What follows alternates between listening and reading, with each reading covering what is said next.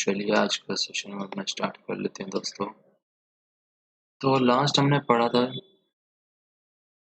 Client server और peer to peer और entire architecture ये वाले। आज हम बात करने वाले हैं जो इसमें नेटवर्क का है। ऑनरशिप के बेस पे जो नेटवर्क का क्लासिफिकेशन किया गया है इसमें, ownership based classification.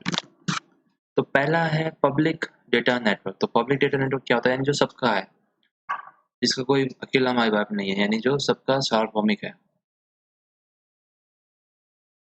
A network shared and accessed by users not belonging to a single organization, providing data transmission services for public। यानी कोई सिंगल पर्सन के लिए नहीं है, ना ही कोई सिंगल ऑर्गेनाइजेशन के लिए, हर किसी के लिए है ये वाला।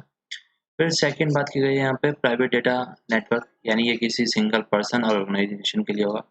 Organization of all sizes, a dedicated network to continuously receive and transmit data critical to both the daily operations and missions critical needs of organization। यानी आपकी जरूरत के हिसाब से आपने अपना नेटवर्क करवा रखा है तो वो आपका हो गया private data network.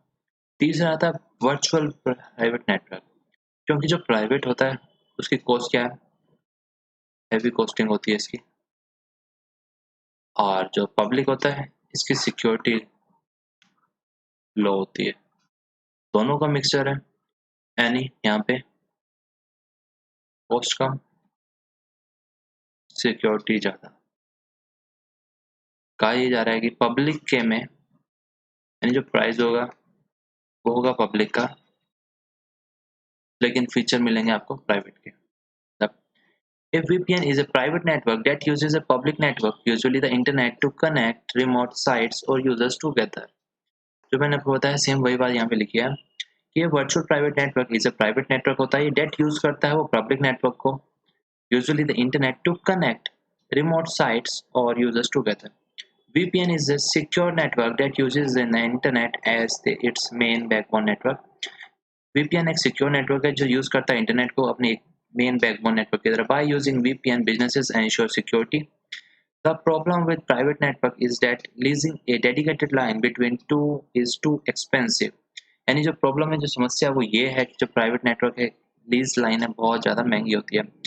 Many organizations use VPN to establish secure internet and extranet। यानी बहुत सारी ऑर्गेनाइजेशन आजकल VPN को ही यूज करती है, क्योंकि अब हर कोई अपनी कॉस्ट कटिंग चाहता है और कॉस्ट सेविंग भी चाहता है। तो ये था हमें पता चला ओनरशिप के बेस के ऊपर जो नेटवर्क क्लासिफिकेशन है तीन प्रकार से है, प्राइवेट, पब्लिक और वर्चुअल। नेटवर्क कंप्यूटिंग क्या होती है? तो नेटवर्क का मतलब ही क्या होता है? The network is the computer. Network computers provides a browser-based user interface for processing small application programs called applets। Network computers are microcomputers without disk drives, floppy disk। Network computer provide a browser-based user interface for processing small application programs called applets। Applets का मतलब यह है आपकी application और app कह सकते हो आप अपने मोबाइल में जो होती है आपके यहाँ पे। नेटवर्क कंप्यूटर्स और माइक्रो कंप्यूटर्स होते हैं विदाउट डिस्क। यानी जो नेटवर्क कंप्यूटर्स होते हैं उसमें हार्ड डिस्क, फ्लॉपी डिस्क ये आप नहीं लगा सकते हो। मतलब केवल और केवल आप इंटरनेट से ही चीज़ों को रिसीव और सेंड कर सकते हो। अगर डेटा लेना है तो भी इंटरनेट से और भेजना है तो भी। सेंट्रलाइज कंप्यूटिंग क्या होती है? इसमें क्या होता है? एक सर्वर होता है। Centralized computing is computing done at a central location using terminals that are attached to a central computer।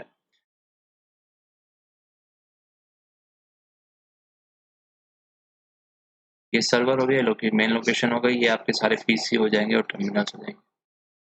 तो छोटे छोटे पीसी हैं जो अटैच हैं सारे। Offers greater security over dedicated system because all of the processing control in a central location। यानी जितनी processing है आपकी सारी यहाँ होती है।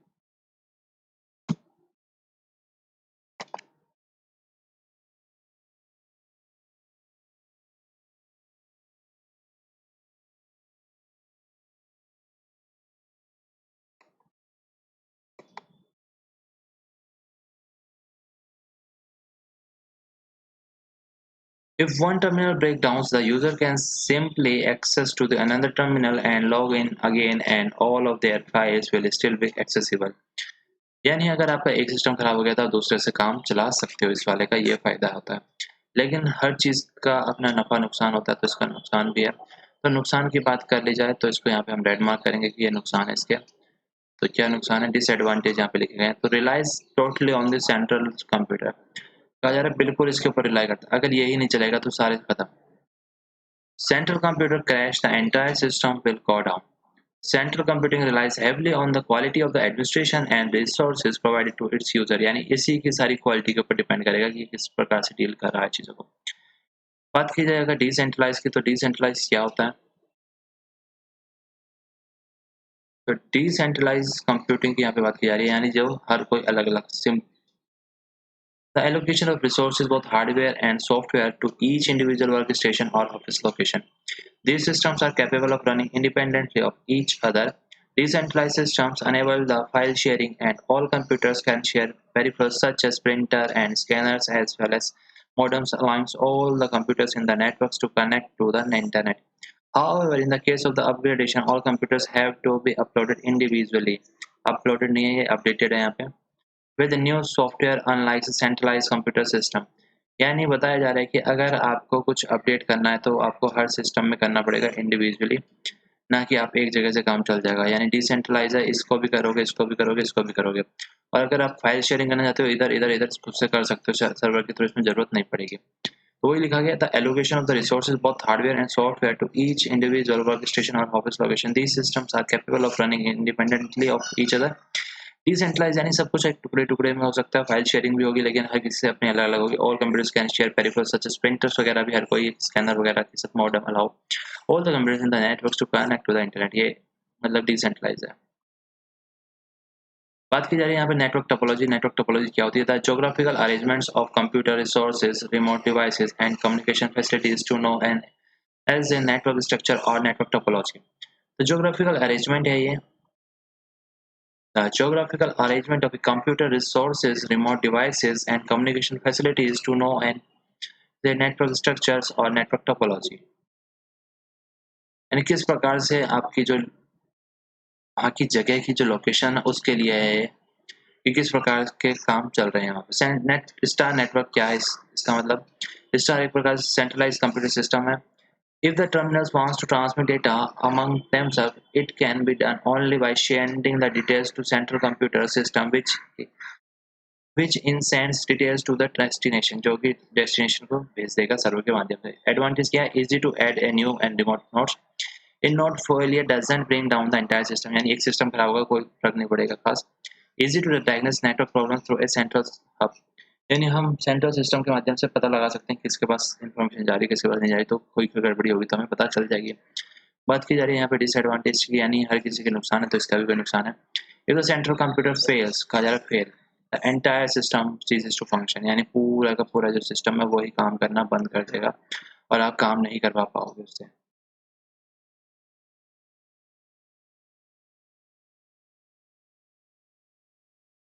It cost more to cable a star configuration than other topologies। इसमें क्या है, केबल की ज़्यादा ज़रूरत पड़ती है क्योंकि सर्वर के माध्यम से हर चीज़ जाती है, तो इसमें इसलिए थोड़ा कॉस्टली भी होता है और सर्वर की कॉस्ट तो होती ही होती है।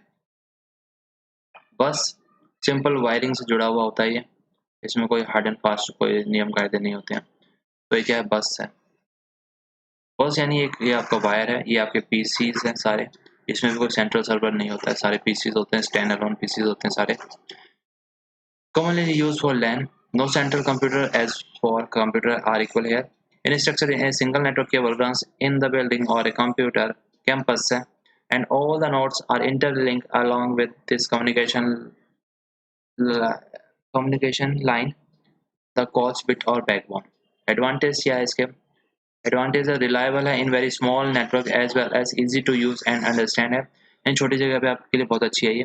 Requires the least amount of cables to connect the computer system together and therefore in less expensive than the other cabling arrangement। क्योंकि जब एक ही तार से सब कुछ होता है तो इसमें क्या है, लीस्ट एक्सपेंसिव है ये, ज़्यादा एक्सपेंस नहीं पड़ती है। Easy to extend है, यानी आप इसको आसानी से बढ़ा और घटा सकते हो। A repeater can also be used to extend a bus configuration। एक रिपीटर के माध्यम से आप इसके सिग्नल को भी थोड़ा बूस्ट कर सकते हो, लेकिन ज़्यादा नहीं। तो इसके भी कुछ डिसएडवांटेज हैं, तो आइए बात कर लेते हैं इसके डिसएडवांटेज क्या है। तो इसका डिसएडवांटेज है यहाँ पे हैवी नेटवर्क ट्रैफिक, यानी बहुत ज़्यादा नेटवर्क ट्रैफिक होगा तो ये भूल जाएगी कि आप कौन है। Each connection between the two cables Bacon's the electrical signals, यानी दो केबल जब कनेक्ट होती है तो उसके बीच के जो सिग्नल है कमजोर हो जाते हैं। डिफिकल्ट टू ट्रबल शूट, इतने सारे सिस्टम के बीच में हम पता नहीं लगा पाएंगे कि कौन सा इसमें सही चल रहा है कौन सा इसमें खराब हो गया है, तो ये इसके डिसएडवांटेज है। रिंग नेटवर्क की बात की जाए अगर, तो रिंग तो कौन सा नेटवर्क होता है क्या आपको पता है? नहीं पता, कोई बात नहीं,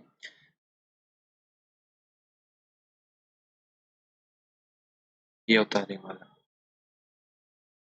There is a direct point-to-point link between the two neighboring nodes. Links are unidirectional और दोनों क्या है, एक ही डायरेक्शन में चलेंगे, यूं ही, यूं। Advantage offer high performance for a small number of workstation, easily extendable है, span longer distance than the other types of network. Disadvantage है इसके कुछ, तो disadvantage हम देख लेते हैं यहाँ पे कि क्या है इसके disadvantage।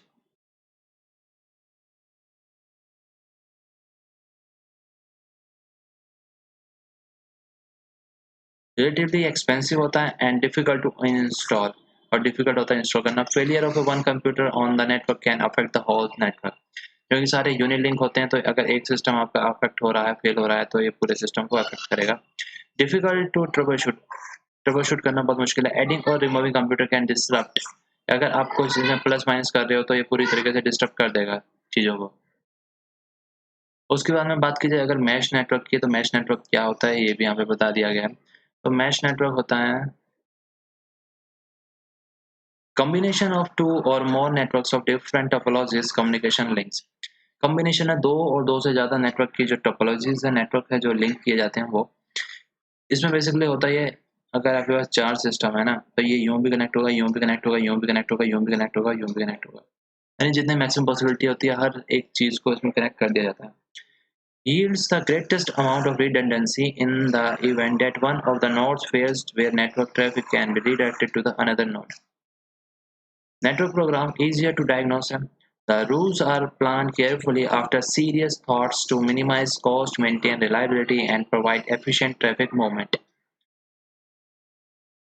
Provide high reliability है इसमें, provide suitability for entity who needs very fast communication, यानी खास तौर पे हम मिलिट्री में इसको यूज करते हैं, तो ये आप लिख लेना अगर इसमें नहीं हो तो।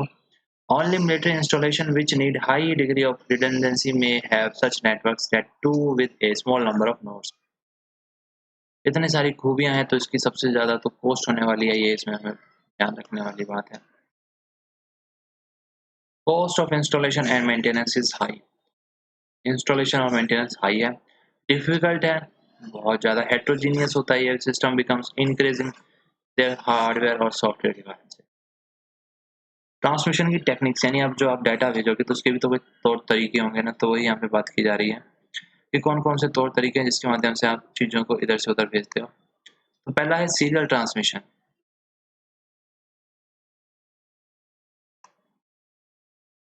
The byte of each byte are sent along a single path, one after another, यानी एक दो तीन चार पाँच छः सात ऐसे जाएंगे ये, इस फॉर्म में। Example serial port for the mouse और modem. It is a cheap and suitable for data transmission over long distance, यानी ज़्यादा दूरी के लिए एक के बीच लगे रहेंगे। However, it is slow as it transfer data in a series, यानी एक सीरीज में जब जाएगा डेटा पूरा आपका तो स्लो स्लो ही तो जाएगा। पैरेलल ट्रांसमिशन क्या होता है? एक दो तीन चार, एक दो तीन चार, एक दो तीन चार, इस प्रकार से दो दो चीजें साथ साथ चलती है। The bits of a byte are simultaneously transmitted parallel path, parallel for printer, यानी अगर प्रिंटिंग का है तो पैरेलल पोर्ट। इसी में क्या है, सीरियल ट्रांसमिशन के दो पार्ट हैं, सिंक्रोनाइजेशन और एसिंक्रोनस ट्रांसमिशन। ये क्या होते हैं इसको भी देख लेते हैं। एसिंक्रोनस ट्रांसमिशन क्या होता है पहले इसको देखते हैं। Each character is sent at irregular intervals in time, as in the case of the character entered at the keyboard in real time। यानी अगर आपने यहाँ पे A किया, यहाँ पे B किया, C किया, D किया, तो लेकिन ये क्या है, कभी ये चला जाएगा, कभी ये, कभी ये, इसमें आगे पीछे जा सकते हैं।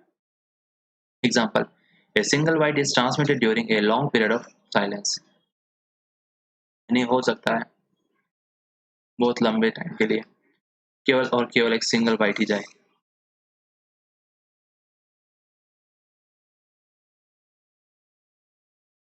To correct this problem, each character is preceded by some information indicating the start of the character transmission. By start of transmission information called start, a bit usually 0, इसमें हम 0 और 1 को यूज़ करते हैं। 0 होता है स्टार्ट के लिए और 1 होता है स्टॉप के लिए। और जब एंड करना होता है हमें तो and by sending end of the transmission information called stop bit usually 1। Relatively cheaper होता है ये, और यानी हम कोई भी जो भेजते हैं तो स्टार्टिंग 0 से कर देते हैं, स्टार्ट हो गया, और बीच में कुछ भी करने के बाद में लास्ट 1 से करते हैं तो ये स्टॉप हो गया। Extra start and stop bit slow down the transmission process. अब जब हम 0 1 लगाएंगे तो थोड़ा स्लो तो होगा ही। सिंक्रोनस ट्रांसमिशन क्या होता है?